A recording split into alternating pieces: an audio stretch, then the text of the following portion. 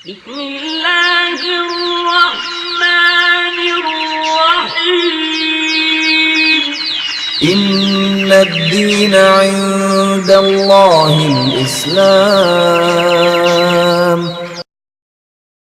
Il suo favore è che Lui ci accetta, il suo favore è che Lui ci guida, il suo favore è che Lui ci aiuta per adorarlo. Quindi Allah ha bisogno di vedere la nostra sottomissione, ha bisogno di vedere l'umiltà del credente, ha bisogno di vedere il sentimento di bisogno. E qua vediamo attraverso il dua queste tre grandi qualità si vedono, si manifestano bene attraverso il dua. Uno, attraverso il dua fa vedere che lui ha bisogno di Allah subhanahu wa ta'ala, del suo Signore. Uno quando fa il dua fa vedere che lui crede in lui, ha fede in lui, aspetta il suo aiuto e il suo appoggio. L'altra cosa, l'umiltà nel dua. Per questo uno che deve fare il dua deve farlo con delle regole, ci sono delle regole. E la regola la più importante è il khushu', di farlo con concentrazione, con umiltà, far vedere che tu hai bisogno di Allah subhanahu wa ta'ala, far vedere che tu davvero stai aspettando il suo aiuto e il suo appoggio.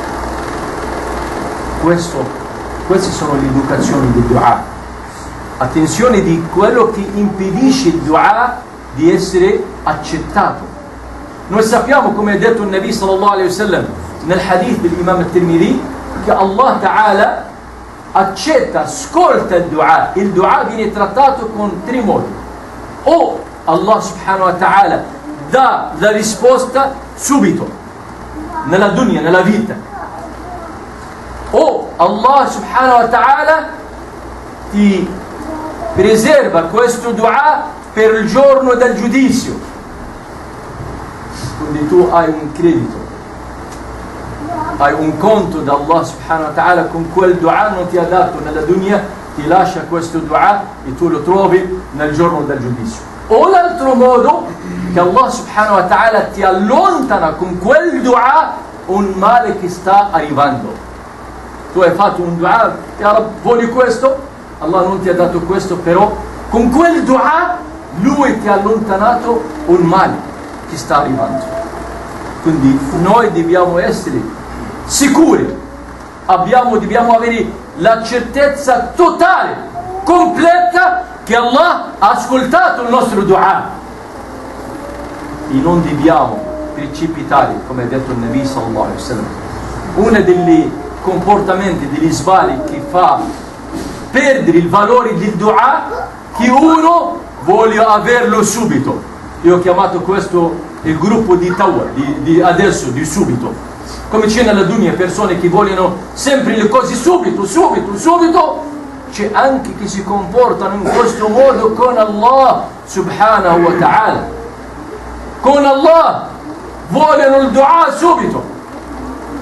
E dice il Nabi sallallahu alaihi wasallam, Allah accetta il dua da voi a condizione che uno non deve precipitare, non deve dire che voglio averlo subito, perché con questo si mette il dubbio che lui non ha fiducia, non ha fede in Allah completa. Vuol dire che lui sta chiamando e non sa se ha accettato o non ha accettato. Anche questa è una delle cose che impedisce il dua.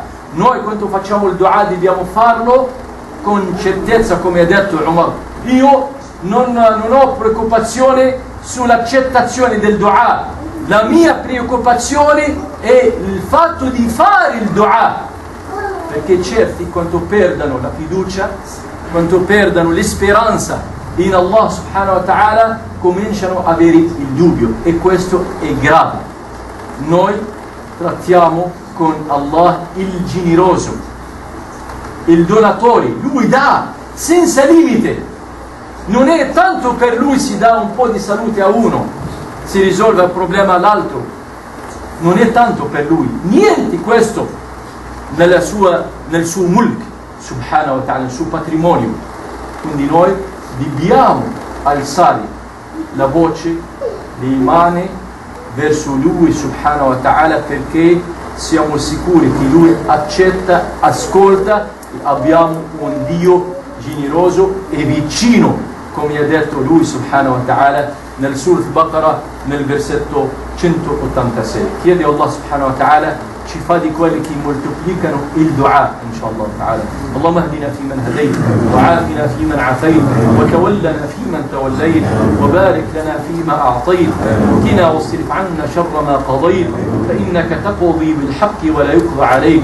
اللهم اغفر لنا وللحاضرين ولوالدينا ولوالد المسلمين أجمعين. اللهم اجعل جمعنا هذا جمعا مباركا مرحوما واجعل تفرقنا تفرقا معصوما ولا تدع فينا ولا منا ولا معنا شقيا ولا محروما ولا معذبا بنار يا رب العالمين.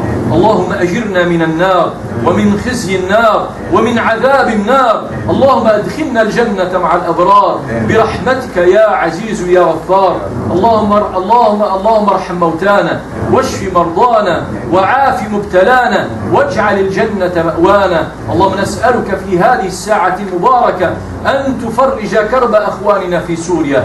اللهم فرج كربهم، اللهم شد أزرهم، اللهم أطعمهم من جوع واسقهم من عطش واكسهم من عرى وكن لهم عونا ونصيرا يا رب العزة يا رب العالمين.